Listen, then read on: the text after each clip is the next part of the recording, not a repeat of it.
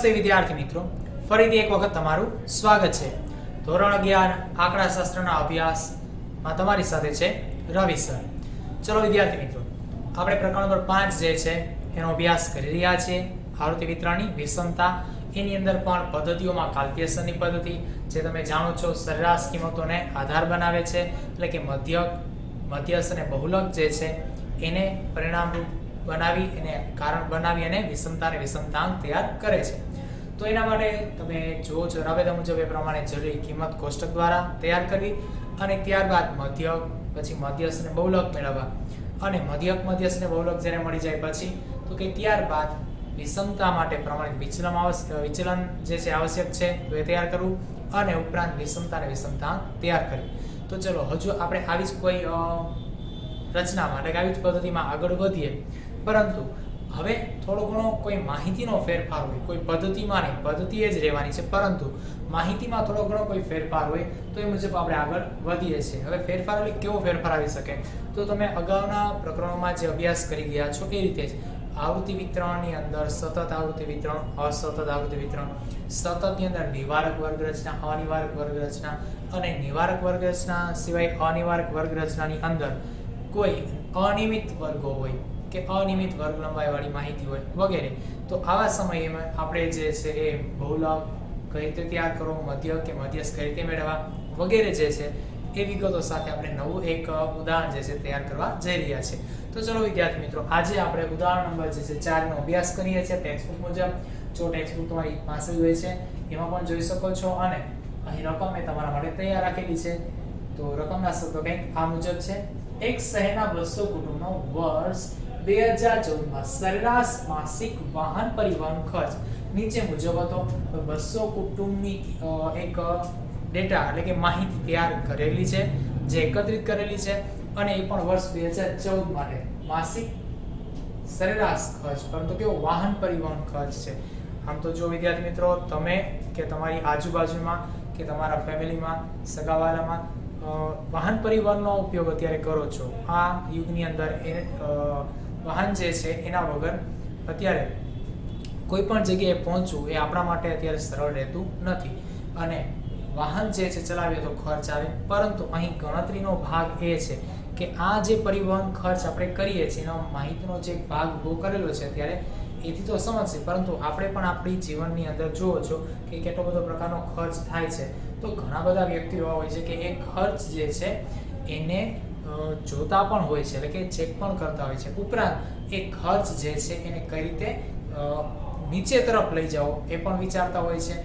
તો આ ખર્ચથી બચી શકવાનું નથી, કારણ આપણું એક કાયમી સાધન થઈ ગયું છે પરિવહન માટેનું વાહન જે છે તે, પણ એના દ્વારા થતા વધારાના માત્રાના ખર્ચ જે છે એને નિવારી શકાય, અથવા તો થતા ખર્ચની અંદર જો યોગ્ય માત્રામાં ખર્ચ છે કે નહીં એ જાણવું છે વગેરે વિશેષ પ્રકારની માહિતીમાં ઉતરવું હોય તો અલગ અલગ પ્રકારની પદ્ધતિનો ઉપયોગ થાય છે. તો એવી જ પદ્ધતિ માટે અત્યારે વિષમતા જે છે એ જોઈએ આપણે.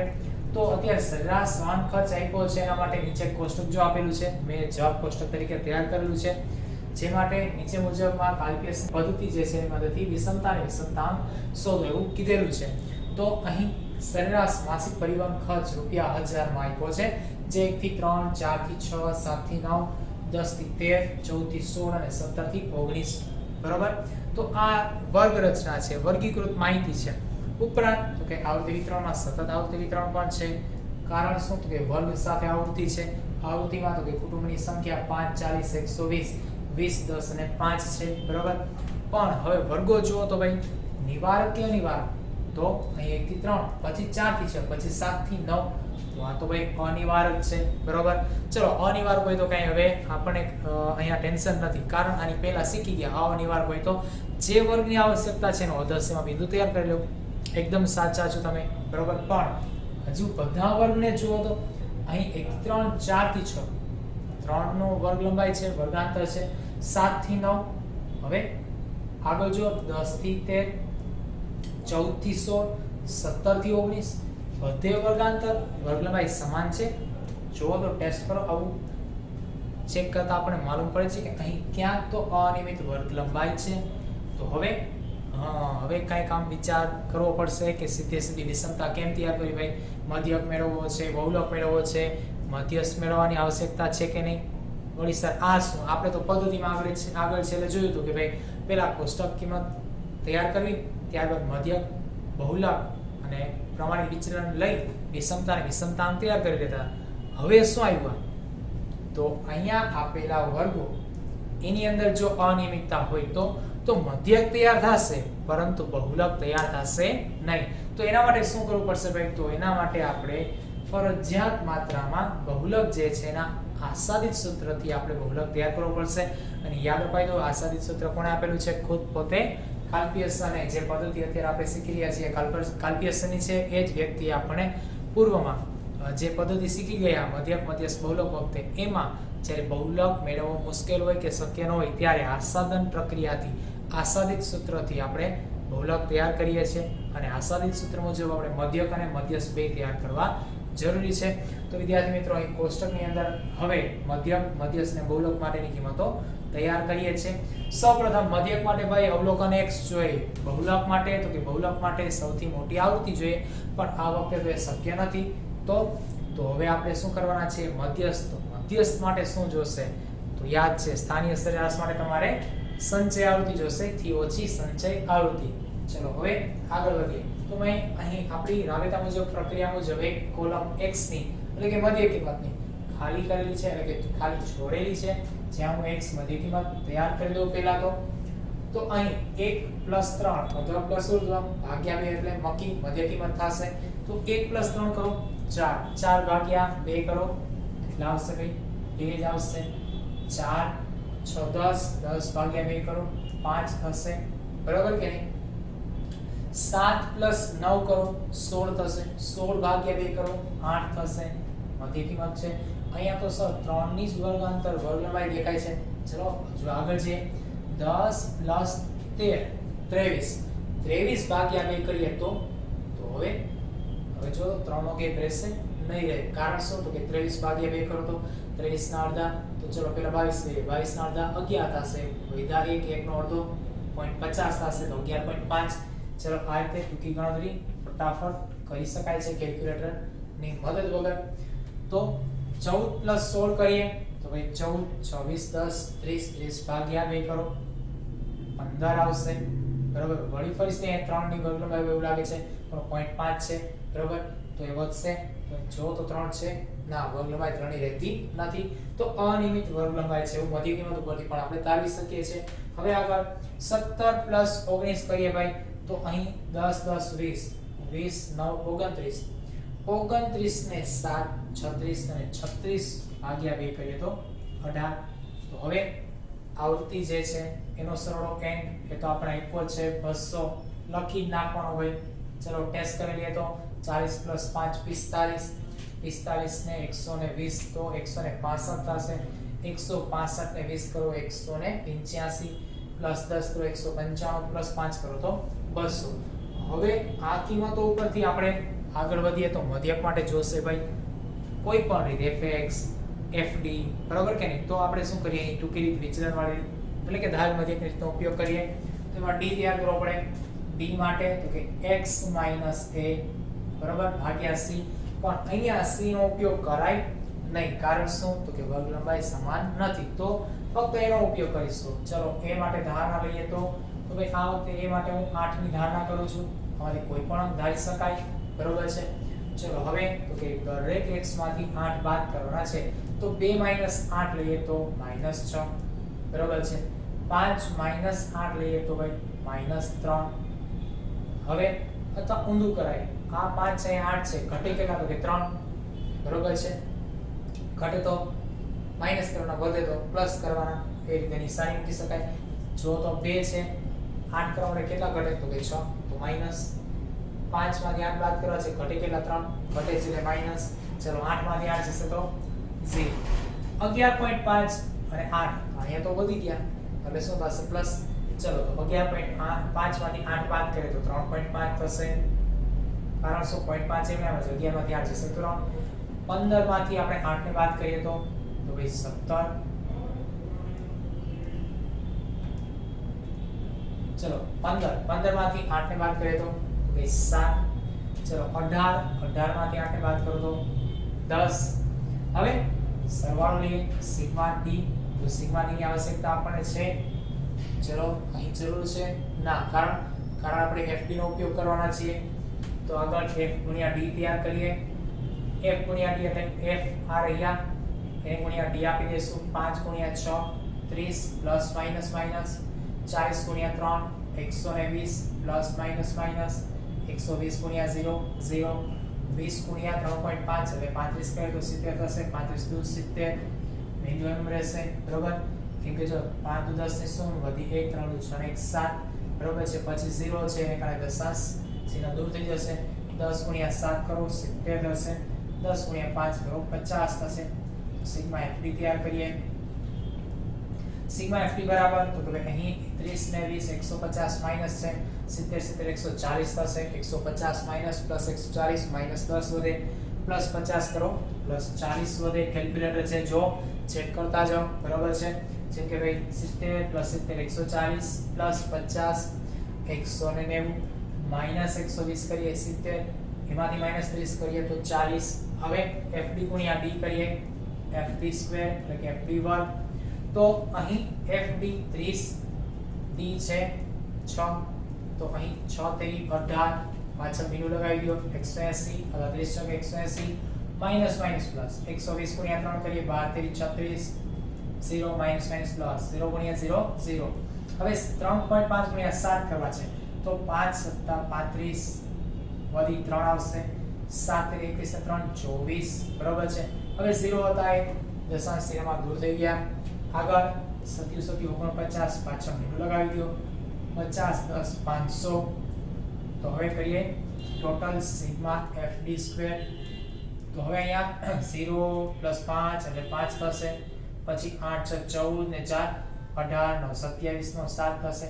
વધી 2 2 ને 3 3 ને 3 6 6 ને 2 8 8 ને 4 12 12 ને 5 17 તો 1775 એટલે કે 1775 એ આપણા સિગ્મા FD વર્ગ થઈ ગયા. ચલો અહીં મધ્યક માટેની કિંમતો તૈયાર છે પણ સાથે આપણે શું કરીએ મધ્યસ્થની કિંમતો પણ તૈયાર કરતા જઈએ. એના માટે જોશે સંચય આવૃત્તિ. તો CF લઈએ. CF માટે આવૃત્તિ જે છે એમાં તો કે થી ઓછી સંચય આવૃત્તિ માટે સૌથી પહેલા વર્ગ એની આવૃત્તિ 5 એનાથી નીચે કોઈ નથી એટલે સીધા 5 આવશે. પછી 40 કે તેથી ઓછામાં તો કે 40 + 5 45. હવે આગળ 120 કે તેથી ઓછા તો 120 + 45 કરી નાખીએ 165. ચલો 165 પ્લસ કેટલા કરીએ 20 185 પ્લસ 10 195 પ્લસ 5 200 પૂરા. ચલો આ બંને કિંમત સમાન છે તો અહીં તાળો મળી પણ જશે. હવે વિદ્યાર્થી મિત્રો આપણે મધ્યક તૈયાર કરીએ. મધ્યક માટે x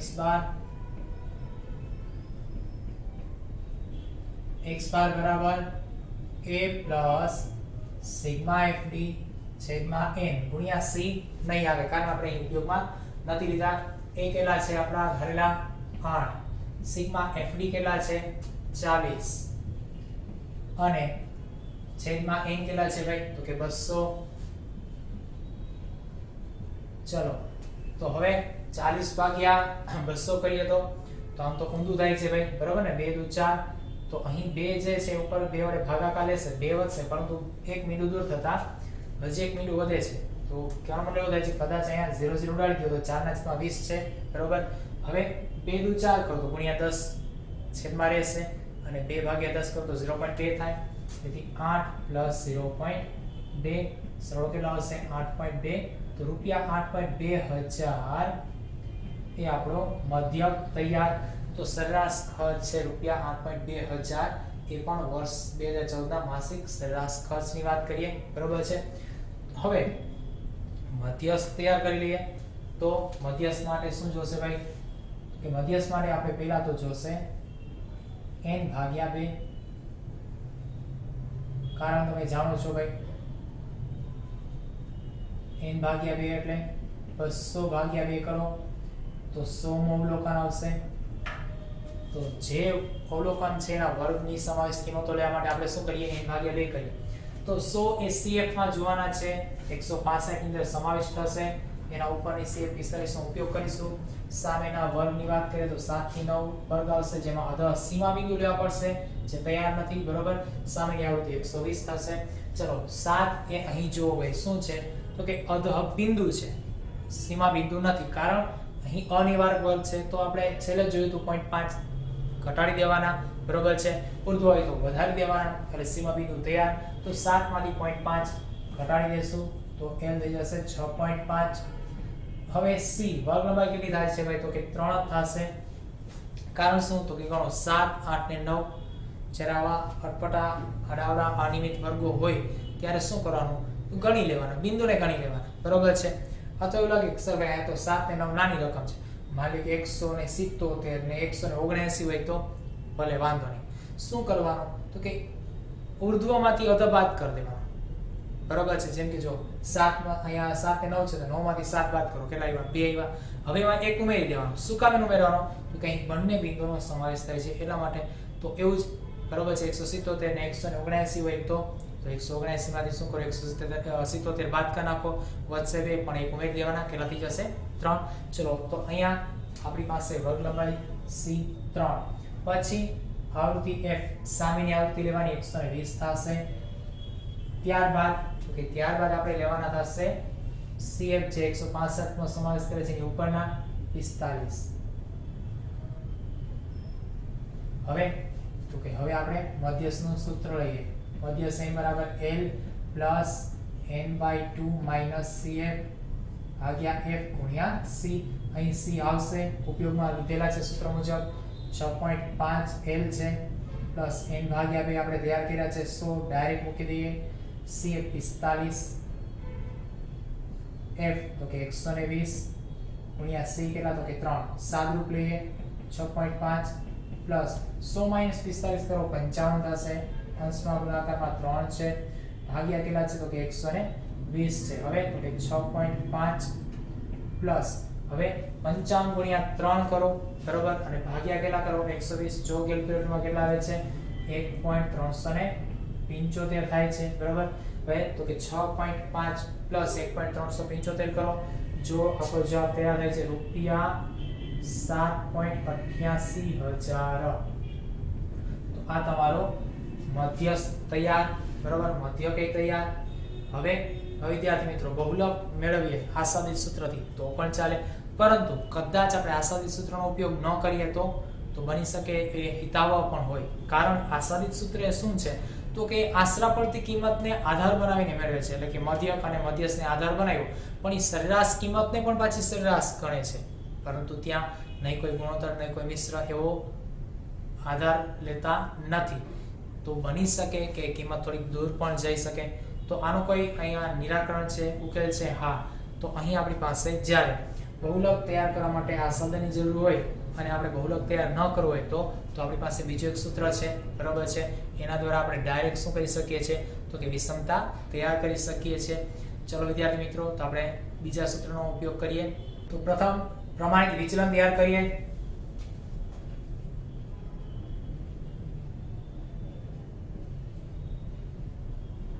ચલો, પ્રમાણિત વિચલન એટલે S, અને S માટેનું સૂત્ર તમે જાણો છો, વર્ગમૂળની અંદર સિગ્મા FD ને વર્ગ છેદમાં n માઈનસ સિગ્મા FD છેદમાં n આખા કૌંસને વર્ગ ગુણ્યા c જો તમે ઉપયોગ કરેલા હોય તો, નહીતર લેવાના થતા નથી. સાદુરૂપ આપી દઈએ તો અહીં સિગ્મા FD સ્ક્વેર કેટલા છે 1775 1775 ભાગ્યા n કેટલા છે તો કે ભાગ્યા n છે 200. હવે સિગ્મા FD કેટલા છે 40, તો માઈનસ 40 છેદમાં n આવશે 200, કૌંસને વર્ગ આવશે. અહીં c નો ઉપયોગ થતો નથી એટલે લખવાના રહેશે નહીં. હવે તો કે 1775 ભાગ્યા 200 કરવાના છે અને 40 ભાગ્યા 200 કરીને એનો વર્ગ કરવાનો છે. તો 40 ભાગ્યા 200 આપણી પાસે હમણાં હતા 0.02 હતા 0.2 હતા. હવે એને શું કરશે વર્ગ આપી દેશે ડાયરેક્ટ. તો 1775 ભાગ્યા 200 કરો. જો કેલ્ક્યુલેટરમાં કેટલા આવે છે 8.875 થાય છે. બરોબર, અને અહીં 0.2 આવે છે અને વર્ગ નાખો તો 0.04 થશે. અને હવે અહીં બાદબાકી લઈએ તો ભાઈ 0.04 બાદ કરો એટલે વધ્યા કેટલા તો કે 8.835. બરોબર છે. હવે એનું શું લેવાનું થશે તો કે વર્ગમૂળ, અને વર્ગમૂળ કરીએ તો પ્રમાણિત વિચલન છે ને એકમ લાગશે, એટલે એકમ સહિત લખતા જઈએ તો કે રૂપિયા 2.97 જો એનું વર્ગમૂળ આવે છે 1000, બરાબર. આ એનું થઈ ગયું વિચલન. હવે વિદ્યાર્થી મિત્રો આ જે વિચલન આવ્યું, બરાબર, એને આપણે ક્યાં ઉપયોગ કરશે વિષમતા આંક માટે, પરંતુ એના માટે હવે જોશે વિષમતા. તો વિષમતા સ્ક્યુનેસ, હવે અહીંયા થોડુંક સૂત્ર બદલી જશે.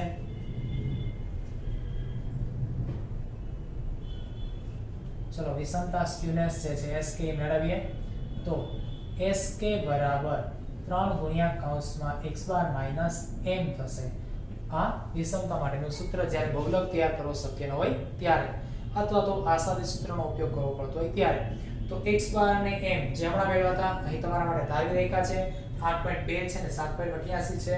તો અહીં 8.2 માઈનસ 7.88 બરાબર છે. હવે એને શું કરીએ આપણે સાદુરૂપ આપીએ તો 8.2 માઈનસ 7.88 કરો તો 3.2 આવે છે, બરાબર. એટલે કે 0.2 આવશે તો 0. કેટલા થશે 32 થશે. તો હવે અહીંયા 0.32 ગુણ્યા 3 કરીએ તો 3 દુ 6 ને 3 3 ના એટલે 0.96 થશે, બરાબર. એ પણ એકમમાં રૂપિયા 0.96 કેમ કે આ જે વિષમતા છે અને વિષમતાંક સિવાય બાકીના એકમ સ્વીકૃત છે, એટલે કે એકમ લગાવવા પડશે. ચલો એકમથી મુક કોણ છે વિષમતાંક, તો એ તૈયાર કરીએ. વિષમતાંક જે વિષમતાંક જે એટલે તો કે SK ના છેદમાં SK કેટલા આવ્યા તો કે SK = 0.96 ભાગ્યા કેટલા કરીએ તો કે 2.97 જે S છે. ચલો તો હવે 0.96 ભાગ્યા 2.97 કરો 0.32 જે આપણી વિષમતા છે તૈયાર, સાથે વિષમતા આંક 0.32 સાથે. ચલો વિદ્યાર્થી મિત્રો તો અહીં આપણે સતત આવૃત્તિ વિતરણની અંદર અનિવાર્ય વર્ગ રચનામાં અનિયમિત વર્ગોની અંદર પણ વિષમતા અને વિષમતાંક તૈયાર કરતા શીખી ગયા. હજુ કંઈક આવી વિશિષ્ટ વાત સાથે નવા દાખલા સાથે મળીએ ત્યાં સુધી આવજો.